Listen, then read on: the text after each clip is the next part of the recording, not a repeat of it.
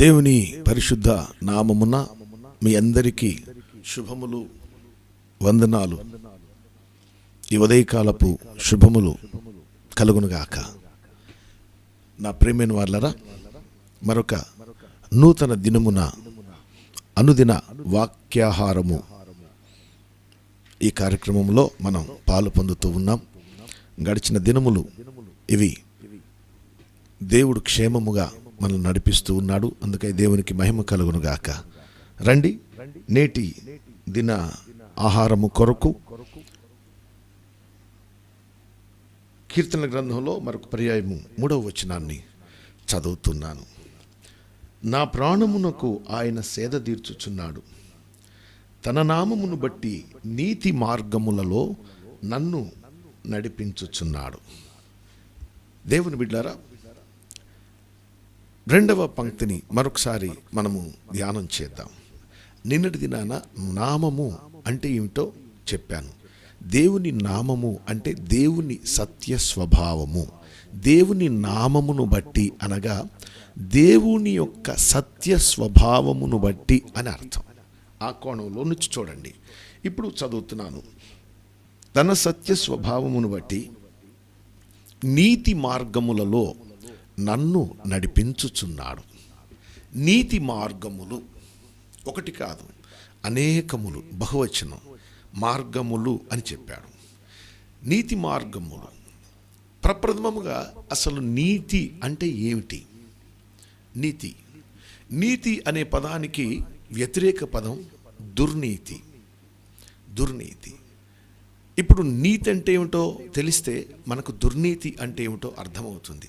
లేక దుర్నీతి అంటే ఏమిటో తెలిస్తే నీతి అన్న అర్థమవుతుంది. 2 వ్యతిరేక పదాలు ఒకదానికొకటి వ్యతిరేకంగా ఉన్నప్పుడు ఒకదాన్ని మనం అర్థం చేసుకుంటే ఈజీగా దానికి వ్యతిరేక పదాన్ని మనం చెప్పుకోవచ్చు. రెండింటిని ధ్యానం చేయాల్సిన అవసరత ఉండదు.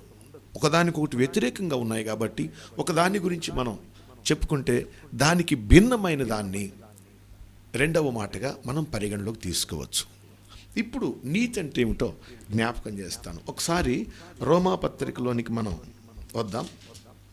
రోమాపత్రికలో 1వ అధ్యాయము 18వ వచనం చదువుతున్నాను.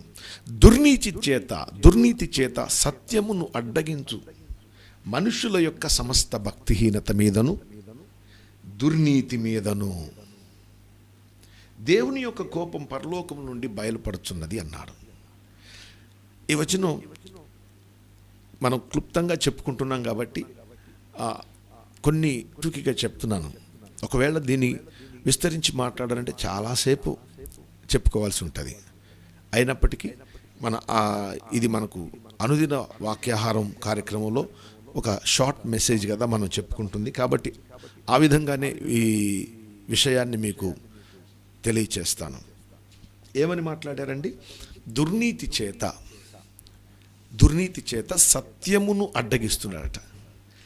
సత్యమును అడ్డగించేదేది? దుర్నీతి. ఈ దుర్నీతి చేత సత్యమును అడ్డగిస్తున్నటువంటి భక్తిహీనత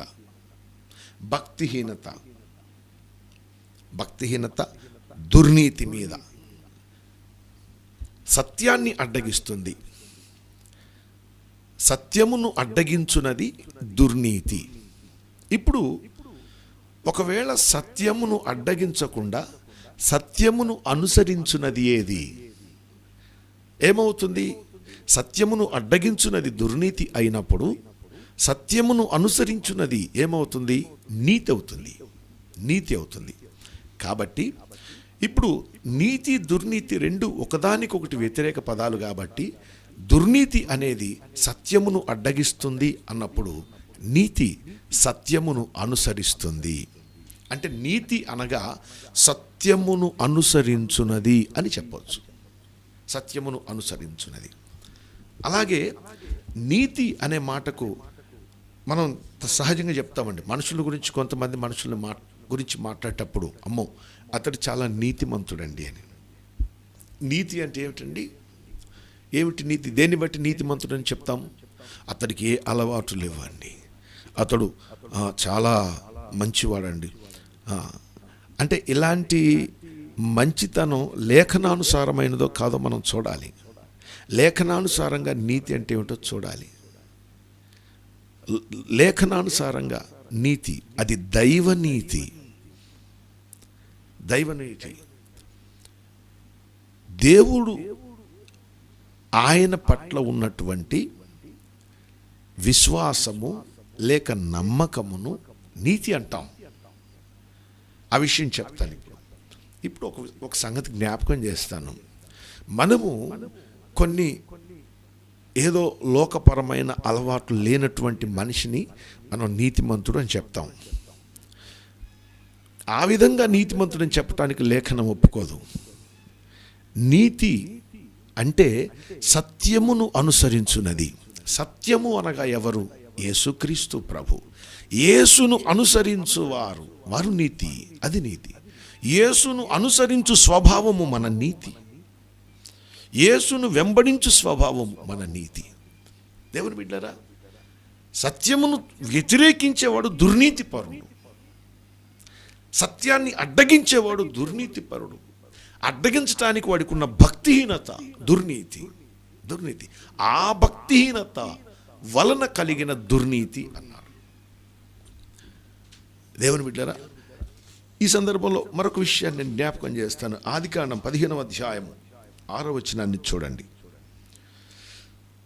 అతడు యెహోవాను నమ్మెను. అతడు యెహోవాను నమ్మెను. ఆయన అది అతనికి నీతిగా ఎంచెను. దేవుడు ఎంచాడట.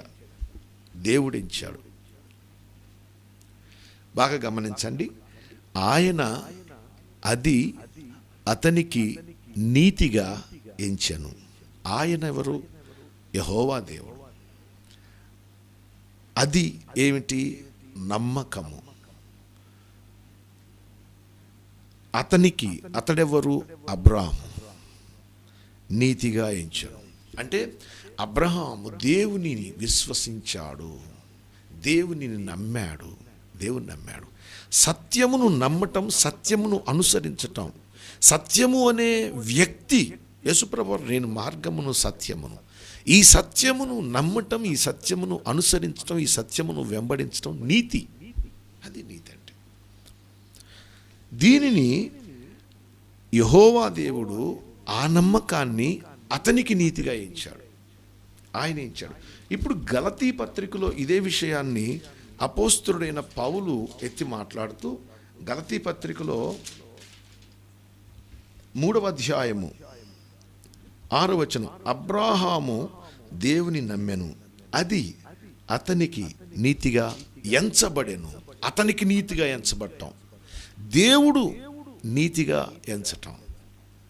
దేవుడు నీతిగా ఎంచిన దాన్ని ఇక్కడేమో అబ్రహాము దేవుని యందలి ఉన్నటువంటి నమ్మకాన్ని నీతిగా ఎంచుకోవడం. కాబట్టి బాగా గమనించాలి. ఈ మాట తర్వాత అయినా మీరు చూడండి. అబ్రహాము దేవుని నమ్మెను, అది అనగా ఆ నమ్మకం అతనికి నీతిగా ఎంచబడెను. అతనికి నీతిగా ఎంచబడింది. దేవుడు ఎంచాడు, భక్తుడు ఎంచాడు. ఇదే నా నీతి అని. లోకంలో ఏ అలవాట్లు లేకుండా, ఏ పొరపాట్లు లేకుండా ఉన్నవాడిని పట్టుకొని నీతిమంతుడు అంటుంది. కానీ బైబిల్ ఒప్పుకోవటం లేదు. అని మన నీతి ఏమిటి? దేవుడి దృష్టిలో మురికి గుడ్డలు. మన నీతి క్రియలని ఆయన దృష్టిలో మురికి గుడ్డలు అయినాయి. కాబట్టి మనము నీతిమంతులంగా కనబడాలి అంటే దేవుని బిడ్డరా, మన నీతికి ఆధారము దేవాది దేవుడు. దావీదేమన్నాడు? నా నీతికి ఆధారమగు దేవా, ఆధారమగు దేవా. కాబట్టి తన సత్య స్వభావమును బట్టి నీతి మార్గములలో ఆయన నన్ను నడిపించుచున్నాడు. నీతి అంటే ఏమిటో చెప్పాను.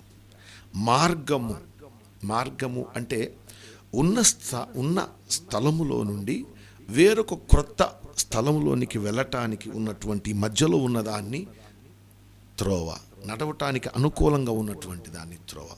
అలాగే ఆధ్యాత్మిక జీవితంలో ఒక అనుభవంలో నుంచి వేరొక అనుభవంలోనికి మనం ఎక్కి వెళ్ళటానికి దేవుడు స్థిరపరచి సిద్ధపరచినటువంటి ఒక మార్గం ఉన్నది. ఆ మార్గంలో గుండా నువ్వు ప్రయాణం చేయాలి. ఎలా ప్రయాణం? ఏ మార్గం అది? నీతి మార్గము. సత్య మార్గము, నడవవలసిన మార్గము, సత్యమయ్యున్న మార్గము, ఆ మార్గం గుండా నీవు నడిచి వెళ్ళాలి. దేవుడే నిన్ను నడిపిస్తాడు. ఎలా నడిపిస్తాడంటే తన సత్య స్వభావమును బట్టి నన్ను ఆయన తన నీతి మార్గములలో అనేక అనుభవాల గుండా నన్ను నడిపిస్తున్నాడు. దేవుని బిడ్డరా, మరొక మాట, ఆయన మనలను నడిపించువాడు. ఎక్కడికి నడిపిస్తాడు?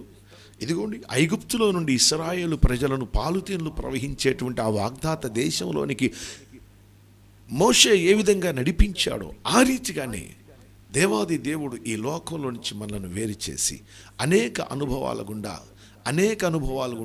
అనేక రకముల విశ్వాస సంబంధమైన మార్గముల గుండా, అంటే అనేక అనుభవాలు గుండా, ఒక అనుభవం నుంచి మరొక అనుభవంలోకి ఎక్కి వెళుతూ మనము అంత్యముగా చిట్ట చివరిగా ఎక్కడికి చేరతామంటే యేసును చేరతాం. యేసును చేరటం కోసం మనం చేస్తున్నటువంటి ప్రయాణం ఇది. ఆయన మనల్ని నడిపించాలి. ఈ ప్రయాణం ఎలా ఉండాలో తెలుసా? ఈ ప్రయాణము నీకు దేవుడు తోడయుండి ఆయన నిన్ను మార్గం గుండా నడిపించాలి. ఎలా నడిపించాలో తెలుసా? తన సత్య స్వభావాన్ని బట్టి నడిపించాలి. కాబట్టి దేవుడు మనలను నీతి మార్గములలో, సత్య స్వభావం అంటే ఏమిటో చెప్పాను, నామము అంటే చెప్పాను, నీతి అనేది చెప్పి మార్గమును అనుసంధానం చేసి నీతి మార్గము అనేది ఏమిటో జ్ఞాపకం చేశాను. కాబట్టి ఈ మార్గం గుండా మనం ప్రయాణం చేయాలి. దేవుడు నిన్ను ఈ మార్గం గుండా నడిపించటానికి ఇష్టపడ్డాడు. కాబట్టి నీవు ఈ మార్గంలో నడవటానికి ఇష్టపడాలి. నీతి, దేవుని పట్ల ఉన్న విశ్వాసము, దేవుని పట్ల ఉన్నటువంటి నమ్మకం, నీతి, సత్యము పట్ల. ఒక మాట చెప్తాను. ఇప్పుడు లేఖనం ఒక విషయం చెప్తుంటే, లేఖనం బాప్తిస్మం ఏ విధంగా ఇవ్వాలో లేఖనం చెప్తున్నప్పుడు నీవు దానికి భిన్నంగా చేసావంటే అది దుర్నీతి. ఇది సత్యమైనప్పుడు దీన్ని అనుసరించకుండా నీవు వేరేది అనుసరించావంటే దుర్నీతిలో ఉన్నావు. నీవు పరిశుద్ధాత్మను గురించి ఏమి నమ్మాలో దాన్ని నమ్మకుండా వేరొక దాని సత్యాన్ని నమ్మావనుకోండి, అది దుర్నీతి. ప్రభురాత్రి భోజన సంస్కారం ఏ రీతిగా పొందుకోవాలి అది తెలుసుకోకుండా వేరొక రీతిలో చేసినట్టయితే దుర్నీతి. ఇవి నువ్వు అనుకున్నట్టు నీతి అంటే వేరు, దుర్నీతి అంటే వేరు కాదు. లేఖనం ఏం చెప్తుందో దాని ప్రకారం వెళ్ళాలి. కాబట్టి దేవుని బిడ్డరా, మనము దేవుని యొక్క సత్య స్వభావమును అనుసరించి మనము నీతి మార్గంలో ప్రయాణం చేయాలంటే ఆయన మనల్ని నడిపించాలి. ఈ ఉదయకాలం దేవుడు నిన్ను తన నీతి మార్గములో, తన సత్య స్వభావం బట్టి నిన్ను నడిపించి శుభములతో నింపునుగాక.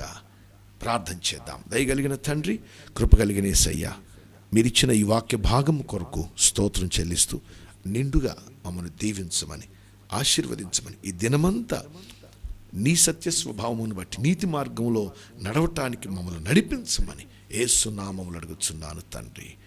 ఆమేన్. తండ్రి, కుమార, పరిశుద్ధాత్మ త్రేక దేవుని దీవెన సదా తోడి నడిపించునుగాక. ఆమేన్, ఆమేన్, ఆమేన్. అందరికీ వందనాలు.